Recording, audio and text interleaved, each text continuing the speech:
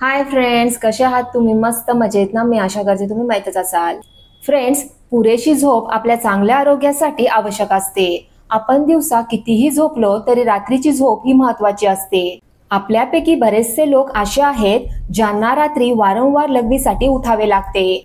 रात्रीच्या वेळी वारंवार लघवीस उठल्याने आपली झोप मोड होते. रात्रीच्या झोपेत व्यत्यय आल्याने आपल्याला थकवा जाणवतो, आपली चिडचिड होते आणि आपल्या आरोग्यावर वाईट परिणाम होतो. वैद्यकीय भाषेत या स्थितीला नोक्ट्युरिया असे म्हणतात. वय वाढणे, मधुमेह, मूत्राशयाचे आजार, औषधांचा परिणाम किंवा बदलती लाईफस्टाईल त्यामागची कारणे असू शकतात.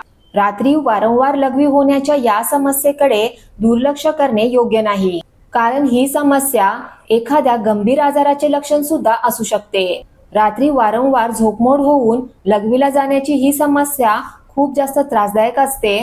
म्हणून या समस्येकडे काळजीपूर्वक लक्ष देऊन योग्य उपचार करणे गरजेचे आहे. आजच्या व्हिडिओमध्ये मी तुम्हाला रात्री वारंवार लघवी होण्याच्या समस्येवर काही घरगुती उपाय सांगणार आहे. पण त्या अगोदर जर तुम्ही माझ्या चॅनेलला सबस्क्राईब केलं नसेल तर प्लीज माझ्या चॅनेलला सबस्क्राईब करा आणि माझ्या व्हिडिओला लाईक करा. फ्रेंड्स, कोणत्याही समस्येवर उपाय करण्या अगोदर ती समस्या का उद्भवते यामागची कारणे जाणून घेणं गरजेचं आहे. प्रथम आपण रात्रीस वारंवार लघवीस का उठावे लागते यामागची कारणे जाणून घेऊया.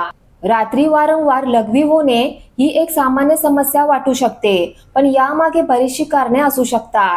वयानुसार मूत्राशयाची क्षमता कमी होऊ शकते, शरीरात पाण्याचे असंतुलन होऊ शकते किंवा एखाद्या प्रकारचा संसर्ग होऊ शकतो.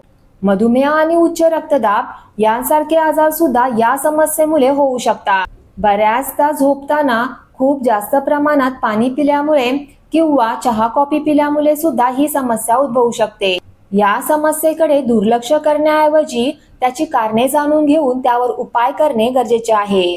आता आपण रात्री वारंवार लघवीला जाण्याच्या समस्येवर काही घरगुती उपाय जाणून घेऊया. पहिला उपाय आहे धने आणि खडीसाखर. धने आणि खडीसाखर एकत्रित घेऊन ती वाटून त्याची बारीक पूड तयार करावी. रोज रात्री झोपण्यापूर्वी कोमट पाण्यासोबत ही पूड खाल्ल्याने रात्री वारंवार लघवी होण्याच्या समस्येचे प्रमाण कमी करता येऊ शकते. धने मूत्रमार्गातील होणारी जळजळ शांत करतं आणि जास्त लघवी होण्याची प्रक्रिया नियंत्रित करतं.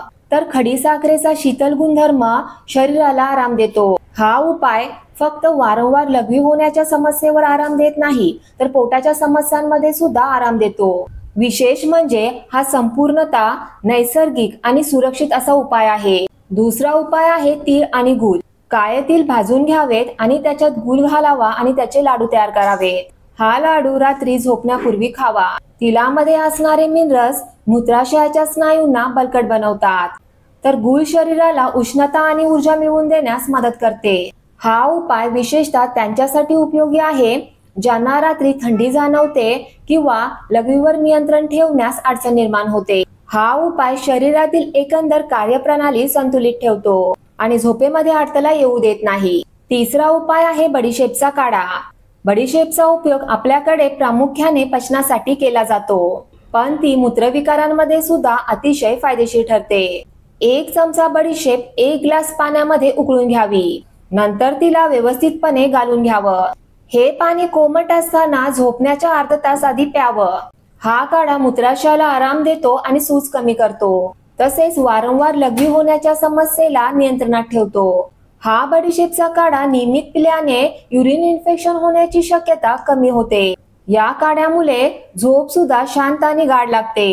चौथा आहे लाईफस्टाईल मध्ये बदल आवश्यक. फक्त घरगुती उपायच नाही, तर आपल्या दैनंदिन जीवनातील छोटे मोठे बदल सुद्धा आपल्याला या समस्येपासून आराम मिळवून देऊ शकतात. उदाहरणार्थ, झोपण्याच्या 2 तास अगोदर जास्त पाणी पिऊ नये. झोपण्यापूर्वी चहा, कॉफी किंवा शीत पेय पिऊ नये. झोपण्यापूर्वी मूत्राशय पूर्णपणे रिकामे करणे. दररोज हलकासा व्यायाम आणि योगासना करणे. तणाव आणि चिंता कमी करणे देखील तेवढेच गरजेचे आहे, कारण याचा थेट परिणाम मूत्रविकारांवर होतो. या छोट्या छोट्या सवयींमुळे तुमची रात्र अधिक शांत आणि दिवस अधिक ऊर्जावान आणि समाधानी होईल. फ्रेंड्स, मी आशा करते की आजच्या व्हिडिओमध्ये जी माहिती मी तुम्हाला दिलेली आहे ती तुम्हाला खूप आवडली असेल. आणि जर मी दिलेली माहिती तुम्हाला खूप आवडली असेल तर प्लीज मला कमेंट बॉक्समध्ये कमेंट करून नक्की सांगा.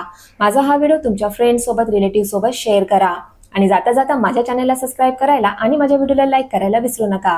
थँक्यू. बाय.